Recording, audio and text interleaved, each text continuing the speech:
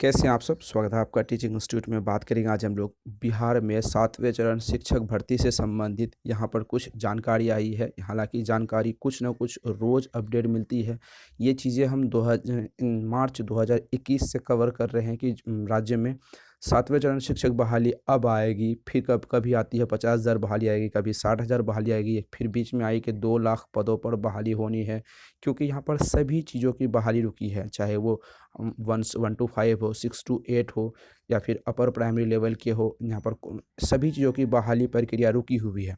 तो आज जो अपडेट आई है इसके संबंध में भी हम लोग बात करेंगे, क्योंकि कल के बारे में जो हम लोग बात किए थे, शिक्षा मंत्री ने कुछ बेतुका बयान के माध्यम से अपनी हेडलाइन बहुत अच्छा खासा बटोरा था। कुछ संगठनों ने उनसे इस्तीफे की भी मांग कर रही है। देखिए, शिक्षा मंत्री भी उम्मीद है कि बदली जा रही है, क्योंकि बिहार में खरमास के बाद नई नई जो यहाँ पर मंत्रियों की जो नई मंत्रियाँ बदलेगी, मंत्रियों को बदलने की आसार देख रहे हैं। साल कितने मंत्रियाँ आए, राज्य सरकार की सरकारें बदल गई, मंत्रियों बदल गए, शिक्षा मंत्री कई आए और कई गए, लेकिन 7वें चरण के नोटिफिकेशन से संबंधित कोई अपडेट, सिर्फ अपडेट ही मिलते। ऑफिशियल नोटिफिकेशन हमारे सामने कब तक आएगी, कुछ यहाँ पर कहा नहीं जा सकता है। चलिए, कुछ चीज़ों पर बात करते हैं। हमने पिछले वीडियो में आपको बताया था कि राज्य में लगभग 40,506 पदों पर जो बहाली होनी थी प्रधान शिक्षक, उसकी नियमावली कहाँ तक बात पहुँची, उसके संबंध में हम लोग डिटेल में बात कर चुके हैं। आप इस वीडियो के डिस्क्रिप्शन बॉक्स में जाएंगे तो वहाँ पर आपको लिंक मिलेगी, या फिर आप चैनल के प्ले लिस्ट में जाएंगे तो वहाँ पर भी आपको लिंक मिल जाएगी। क्योंकि अगर जो अभ्यर्थी प्रधान शिक्षक बहाली से संबंधित है, उसके लिए वो बहुत ही सटीक न्यूज़ है वहाँ पर। तो चलिए बात करते हैं क्या हुआ आज की खबर में। क्या है, शिक्षा मंत्री प्रोफेसर चंद्रशेखर ने कहा कि 7वें चरण शिक्षक नियोजन के तहत राज्य स्तर पर किसी एजेंसी का जिम्मेदारी दी जाएगी। अब नई चीज़ें आई है, शिक्षा मंत्री पता नहीं क्या सोचते हैं। कभी बोलता है बीपीएससी को दे दी जाएगी, किसी अन्य नियोजन को एजेंसी को जिम्मेदारी दी जाएगी।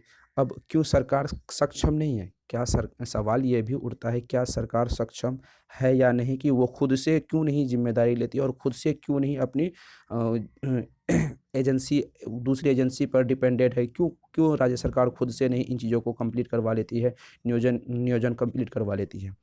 पता नहीं क्या है। अगर मान लीजिए कुछ गड़बड़ी हुई तो उस नियोजन नीति पर ब्लेम डालने के लिए राज्य सरकार ऐसा करने की कोशिश कर रही है। ठीक है, औपचारिक तौर पर निर्णय ले लिया गया है। उन्होंने मतलब अपने मन में यहाँ पर निर्णय ले लिया गया। उन्होंने बताया है कि इस एजेंसी के हाथ में काउंसलिंग के अलावा काउंसलिंग की समूची प्रक्रिया को पूरा करना होगा।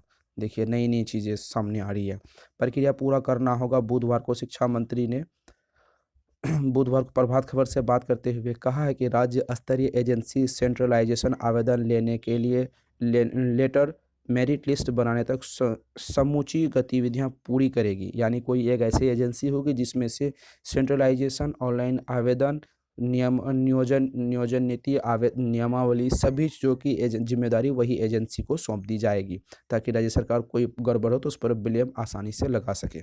यह एजेंसी अपने आप में स्वायत्त होगी। जो प्रोफेसर चंद्रशेखर ने काउंसलिंग की पूरी कार्रवाई जिला स्तर पर कराई जाएगी। यही है कि नियुक्ति पत्र बांट दिए जाएंगे। अभी जो एजेंसियां शिक्षक के चयन के लिए जिम्मेदार हैं सभी खारिज कर दी जाएंगी। यानी नई सिरे से सब चीज़ यहाँ पर होने की बात कही गई है, सभी खारिज कर दी जाएंगी। उसका किसी तरह का हस्तक्षेप नहीं होगा। जो आज के समय में काउंसलिंग हो रही है शिक्षक भर्ती से संबंधित बिहार में, उनको हटाकर नई एजेंसी को सारी जिम्मेदारी सौंप दी जाएंगी। चाहे वो ऑनलाइन आवेदन हो, पेपर वेरिफिकेशन हो, उसके बाद नियुक्ति प्रणाली हो, या फिर डेटा का वेरिफिकेशन हो, सभी चीज़ों के बारे में नई नई एजेंसी को यहाँ पर देने की बात शिक्षा मंत्री के द्वारा कही गई है।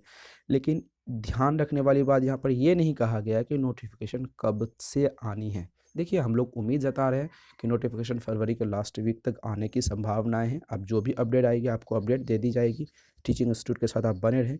आप 7634993536 इस नंबर पर व्हाट्सअप करके कंप्लीट जानकारी हासिल कर सकते हैं, या फिर आप कमेंट सेक्शन में अपनी प्रतिक्रिया, अपनी क्वेश्चन पूछ सकते हैं। कैसी इन्फॉर्मेशन लगी अपनी कमेंट सेक्शन में ज़रूर बताइएगा। टीचिंग इंस्टीट्यूट को सब्सक्राइब जरूर कीजिएगा। फिर मिलते हैं अगली वीडियो में। Thank you.